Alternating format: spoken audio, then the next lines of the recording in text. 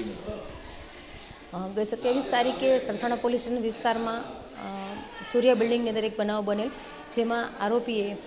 એની પોતાની પત્ની અને એના 4 વર્ષના બાળકને ગળાના ભાગે ગંભીર ઇજાઓ કરીને મોત નિપજાવેલ અને એના માતા પિતાને બંનેને ગળાના ભાગે ગંભીર ઇજાઓ પહોંચાડેલ હતી અને ત્યારબાદ પોતે પોતાની જાતને પણ ઈજા પહોંચાડેલી હતી. આજ દિન સુધી આરોપી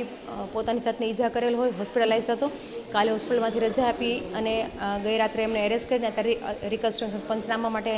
એના ઘરે આવેલા છીએ અને બનાવ કેવી રીતે બનાવને અંજામ આપેલો હતો એ બાબતે જણાવતા એની પત્ની સાથે અગાઉ પણ ઓનલાઈન બિઝનેસ અને નાની નાની બાબત ઉપર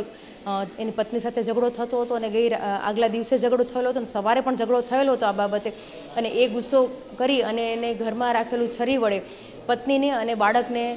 ગંભીર ઇજાઓ પહોંચાડીને મોત નિપજાવેલી. ત્યારબાદ માતા પિતાને હવે મારે પણ નહીં જીવવું ને ઘરના કોઈને જીવવા નથી દેવા આવું કંઈ વિચારી અને માતા પિતાને અને બંનેને ગળાના ભાગે ગંભીર ઇજાઓ કરી અને પછી પોતે પોતાની જાતને રૂમમાં પૂરી અને પોતાની જાતને પણ ઈજા પહોંચાડેલી હતી.